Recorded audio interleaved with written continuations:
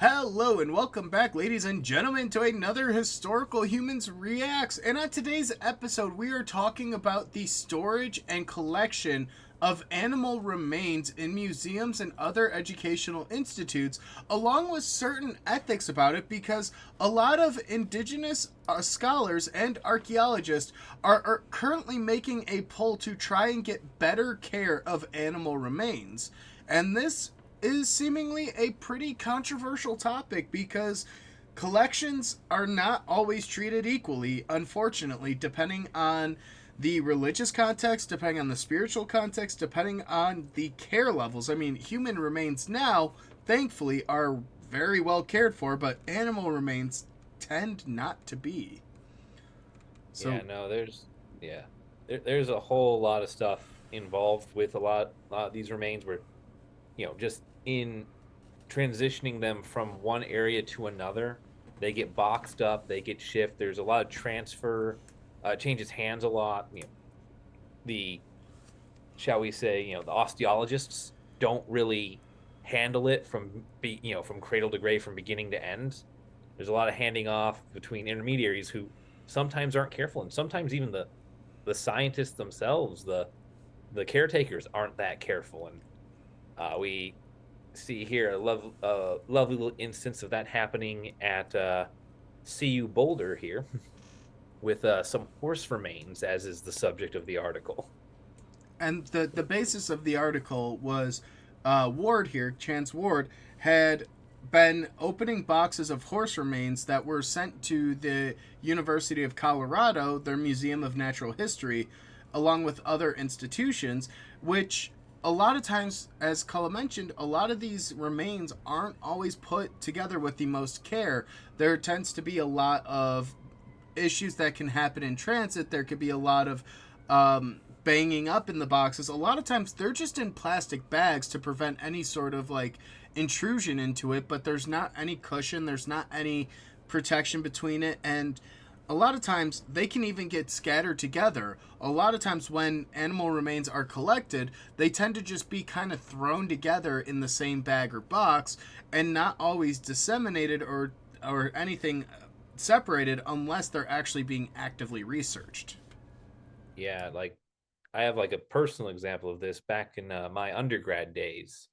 I was studying evolutionary biology and osteology for a little bit as an elective, and I got to look in at several crates worth of remains that were just listed as assorted mammal, because when they were moved from one building to another, the moving company had ignored the fragile do not stack, and several bottoms had fallen out and caused the bones to crush and mix with each other.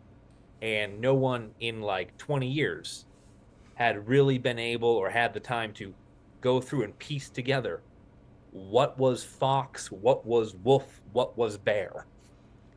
And honestly, a lot of times, unless you're specifically studying some sort of paleo osteology or just other forms of historical osteology, these remains don't tend to get studied nearly with the same focus or vigor as other topics, like even human remains.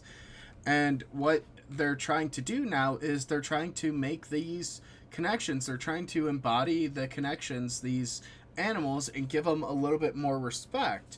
And he talks about it with having connection with horses that he had grown up with as a member of being the Cheyenne River Sioux tribe in South Dakota, and also being within other members of the Lakota Nation, which I apologize, but I'm not going to try and pronounce those out of respect for the names.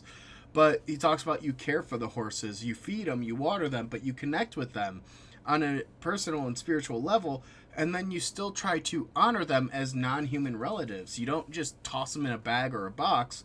And what they're trying to do is just give a little bit of respect to these animals, to these creatures, and just honestly care for them a little bit better. Stop just shoving them in these banker boxes and bags, and maybe try and organize or put them in with a little bit more respect.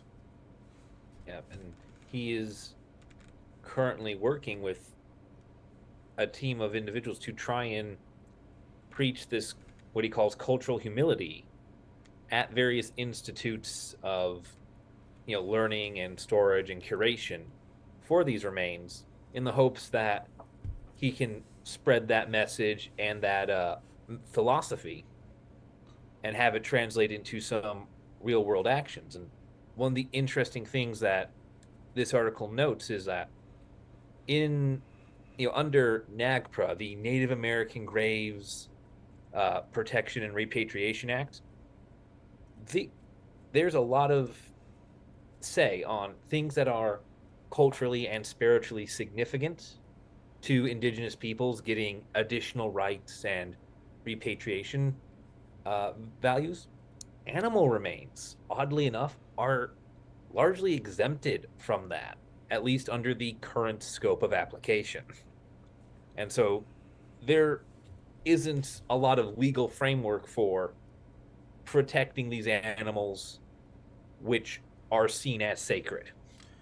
The interesting thing with me here that I really respect and truly want to encourage even further is this is what happens when you bring indigenous perspectives into the research fold and into these museums and institutions.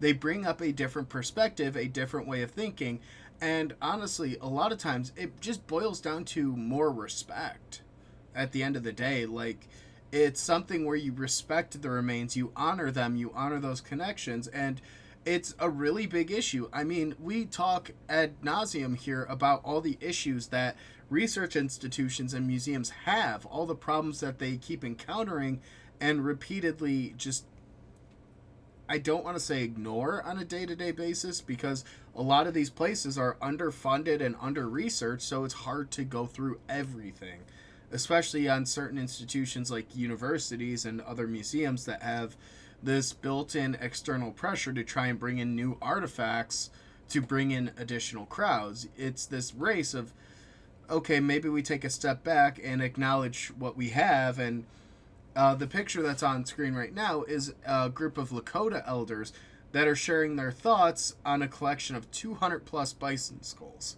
And for those of you who maybe aren't aware, bison were a fundamental part of a lot of Plains tribes' cultures and beliefs because they subsisted and relied so heavily on them. One bison could feed quite a number of people on top of providing additional food, material, and shelter. I mean, when you use every part of the animal, it becomes a fundamental part of your culture, and in an extension, this is one way for them to protect their beliefs and their culture.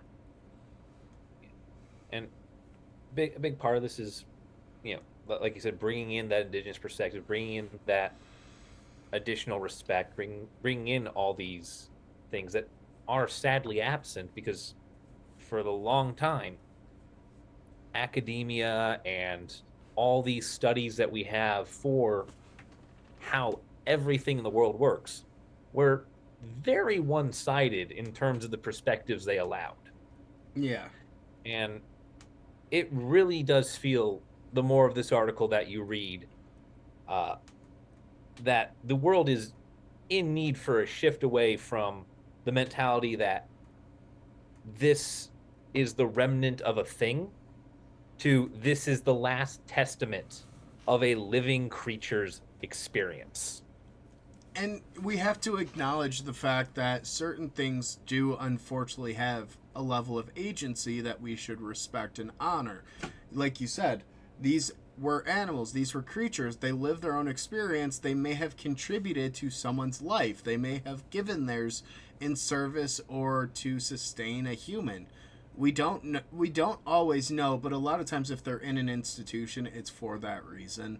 There's some level of human connection to it, unless it's truly like a fossil or like I don't know, a mastodon. Those things tend to get preserved, but otherwise, other animals don't always make it to institutions unless they're found in context with humans. Yeah. So it's just an extra level to go to try and be a more holistic and thoughtful researcher, because it also allows you to begin thinking of additional ways to research, additional ways to study. Not to mention, just even if we boil this back, let's tear back all the layers.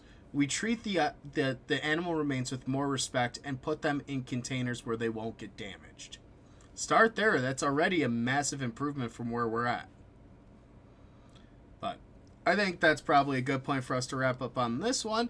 If you guys are interested, be sure to check out our next video because we're going to be talking about the ethics of human remains. So it's a 2-part series. Be sure to check it out, and we will see you in the next video.